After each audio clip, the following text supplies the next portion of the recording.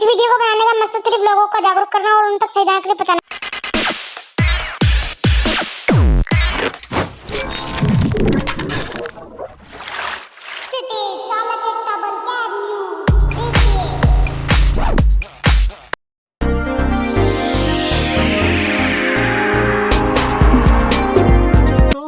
मैं आपका दोस्त नरेश कुमार।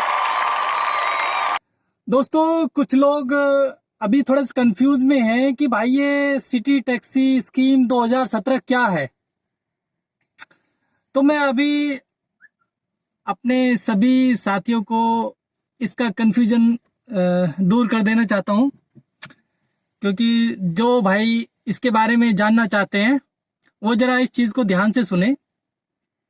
कुछ लोग तो जैसे कि हम लोग इसका प्रचार कर रहे हैं, अपने ग्रुपों पे कर रहे हैं या फिर अपने चैनलों पे कर रहे हैं या पब्लिक में इसका प्रचार कर रहे हैं, सिटी टैक्सी 2017 स्कीम लागू करानी है। हम ट्विटर पे भी ट्वीट कर रहे हैं, अरविंद केजरीवाल जी को भी कर रहे हैं और कैलाश गहलोत जी को भी कर रहे हैं और अपने जो प्राइम मिनिस्टर साहब को भी कर रहे हैं।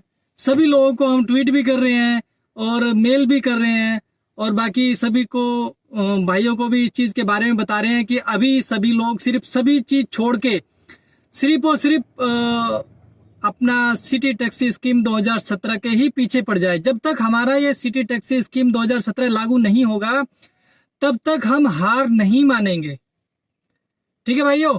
तो कुछ भाइयों की जो कंफ्यूजन है वो मैं दूर कर देना चाहता हूँ। देखिए भाइयों, जो ये सिटी टैक्सी 2017 जो स्कीम है हमारी, इसमें क्या है कि सारी कैब एग्रीगेटर कंपनियों के ऊपर एक लगाम लगाई जाती है।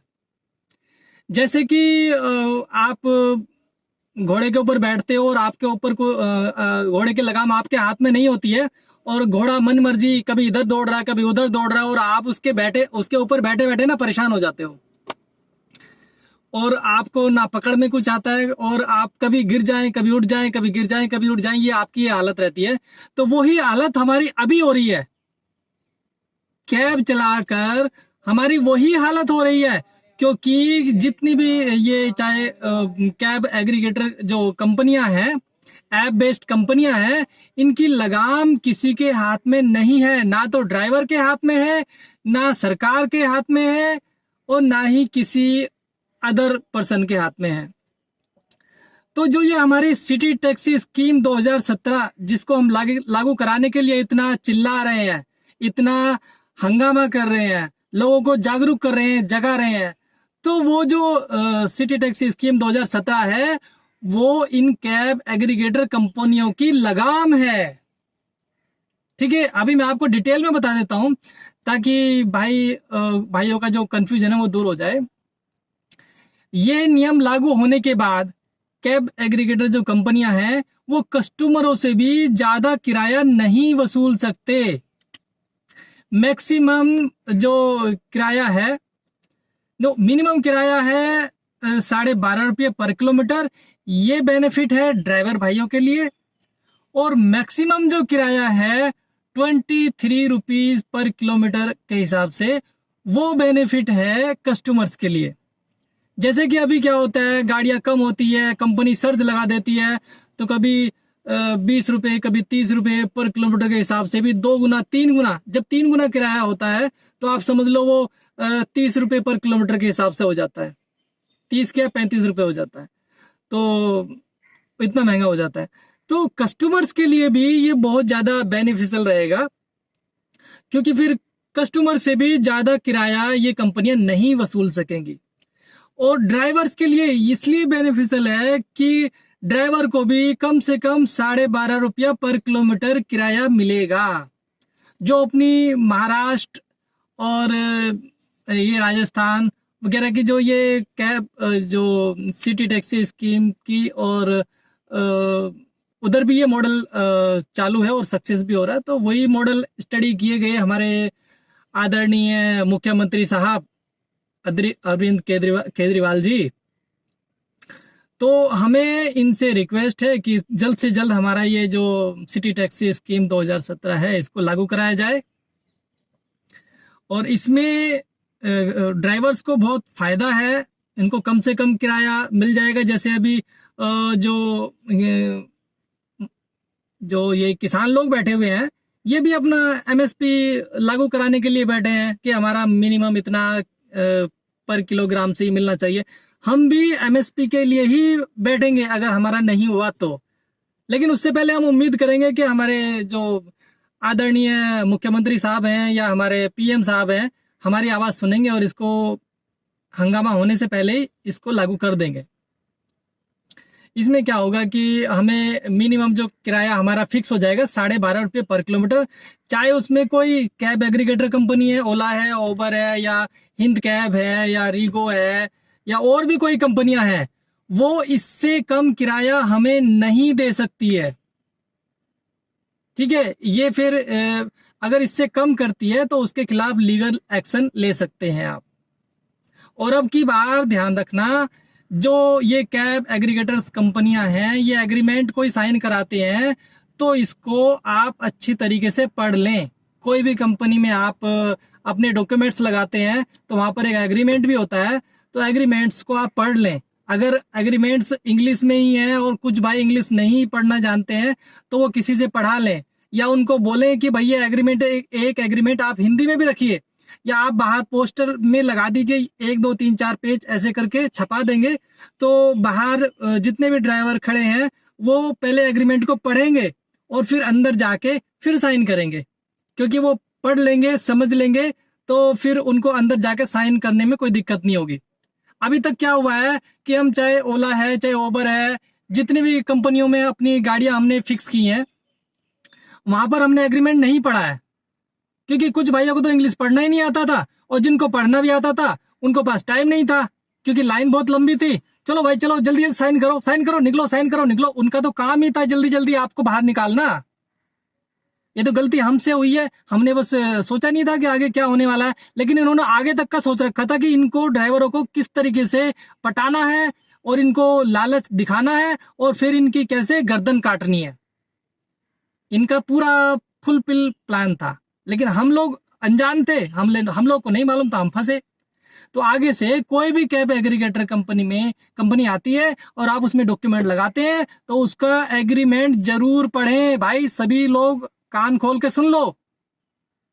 और अगर उसमें इंग्लिश में ही है, हिंदी में नहीं है, तो उनको बोलो कि भाई एक इसको हिंदी में ट्रांसलेट करके यहाँ पे रखवा दीजिए, ताकि सभी ड्राइवर भाई उसको पढ़ सके।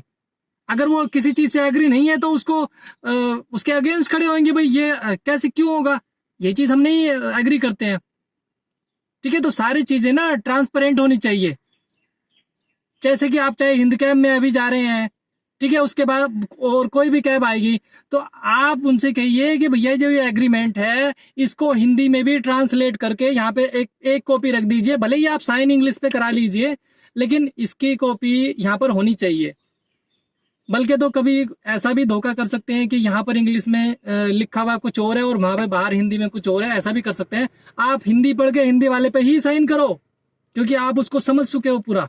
बिना पढ़े लिखे कहीं साइन मत करना, ठीक है जी। तो आने वाले समय में ओला उबर खत्म होती है तो बहुत सारी कंपनियां आएंगी और उनमें सभी आपको ऐसे करना है।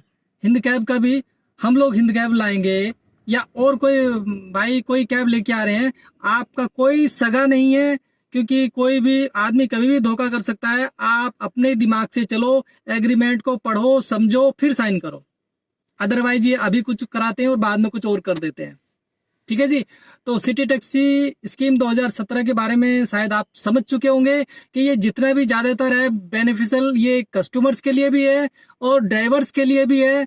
लेकिन अगर कोई प्रॉब्लम है तो सिर्फ ये कंपनियों के लिए प्रॉब्लम है, क्योंकि कंपनियां 5 रुपए 6 रुपए में गाड़ी नहीं चलवा सकेंगी फिर, और कस्टमर से 40-50 रुपए पर किलोमीटर नहीं वसूल सकेंगी। तो इसलिए ये कंपनियों के लिए प्रॉब्लम है और ड्राइवर भाइयों के लिए बहुत अच्छा है। ड्राइवर भाइयों को इसके पास होने के बाद में कम से कम 12.5 रुपया पर किलोमीटर मिलेगा ही मिलेगा। और जो पॉइंट टू पॉइंट चलने वाली गाड़ियां हैं, जैसे दिल्ली के अंदर एनसीआर में चलने वाली गाड़ियां हैं जिसको 1 RTB बोल देते हैं, 1 TB हैं, तो उनमें उनको दिल्ली का ही जो है परमिट लेना होगा, लेकिन जो बाहर वाली गाड़ियां उनको बाहर का भी लेना होगा। ठीक है जी। लेकिन अभी जो ओला उबर ने इस पे स्टे लगाया हुआ है, या उन्होंने लगवाया या सरकार ने लगा रखा है, पता नहीं इनमें क्या घुटमुट हो रखी है, अभी उस पर स्टे लगा है और हमें उसे बहाल कराना है।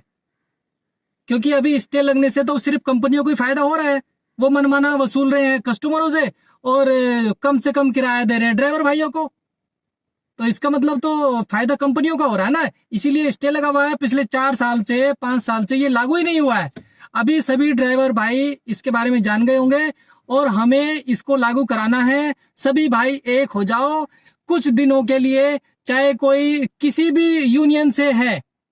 मैं यूनियन के नाम लेना नहीं चाहता क्योंकि वो बोलेंगे कि हमारी यूनियन का नाम क्यों ले दिया, लेकिन हमें किसी भी यूनियन में है, 3 4 5 यूनियन है, मैं नाम नहीं ले रहा हूँ, फिर कह रहा हूँ मैं नाम नहीं ले रहा हूँ, लेकिन आप समझ जाओ जितने भी यूनियन है।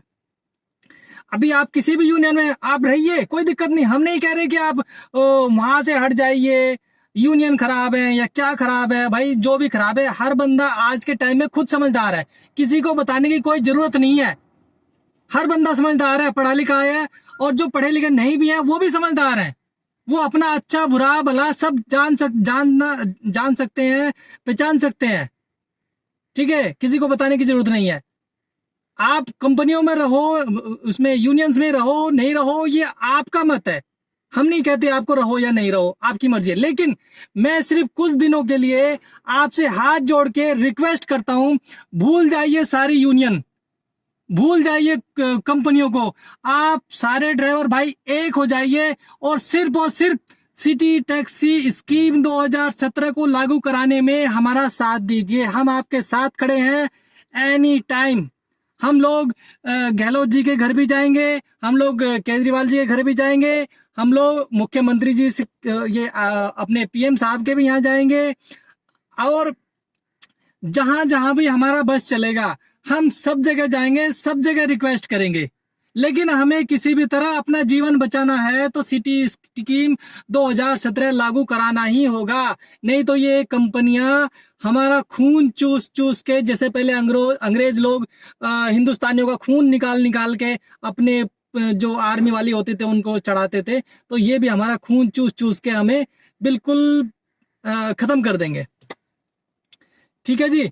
या तो अगर ये मेरी जो वीडियो है हमारे आदरणीय प्रधानमंत्री जी सुन रहे हैं, या हमारे आदरणीय मुख्यमंत्री साहब सुन रहे हैं, या हमारे ट्रांसपोर्ट मिनिस्टर साहब सुन रहे हैं, मिस्टर कैलाश गहलोत जी सुन रहे हैं, तो हमें बता दीजिए ये चीज किसके हाथ में है। हम डायरेक्ट उन्हीं के पास जाएंगे, बाकी लोगों को परेशान नहीं करेंगे। अब हमें सिर्फ ये बता दीजिए कि ये जो हमारा सिटी टैक्सी स्कीम 2017 लागू कराने की अथॉरिटी किसके पास है। ठीक है जी, ये हमारे राज्य सरकार के पास है, या केंद्र सरकार के पास है, या हमारे जो ट्रांसपोर्ट मिनिस्टर साहब हैं इनके पास है, या किसी एमपी एमएलए जिसके पास भी हो, सिर्फ हमें बताइए। हम आपको ट्वीट करेंगे या हमारे इस वीडियो पे कमेंट करके आप बता सकते हैं। हम डायरेक्ट सिर्फ उसी आदमी से मिलेंगे, और हम किसी भी यूनियन के साथ नहीं हैं, हमारे साथ कोई यूनियन नहीं है। अगर कोई यूनियन का बंदा आपसे आके बोलता है कि देखो जी मेरे सामने ये 10 लाख लोग खड़े हैं, ये मेरे पीछे हैं, हम किसी के पीछे नहीं है। किसी को आप भाव मत देना कि उसके पीछे हम नहीं है, हम खुद ही हैं। और हर ड्राइवर हमारे अंदर खुद में एक नेता है, खुद में एक सिपाही है, वो जो खुद लड़ सकता है, उसको किसी यूनियन के बंदे की जरूरत नहीं है। क्योंकि अभी तक सभी यूनियन ने यही करा है, इतिहास गवाह है। आज तक सिर्फ अगर जितनी भी हड़ताल प्रोटेस्ट हुए हैं, सिर्फ और सिर्फ यूनियन का फायदा हुआ है। इसलिए हमें कोई भी यूनियन नहीं चाहिए। सभी भाइयों से हाथ जोड़ के विनती है, कुछ दिनों के लिए सारे यूनियन को भूल जाइए और सारे ड्राइवर भाई एक होके हमारे साथ सिटी टैक्सी स्कीम 2017 को लागू कराने में हमारा साथ दीजिए। वीडियो को शेयर कीजिए, वीडियो को लाइक कीजिए, कमेंट कीजिए, हमें बताइए कि आपकी क्या राय है, हम आपका इंतजार करेंगे। जय हिंद, जय भारत, नरेश कुमार।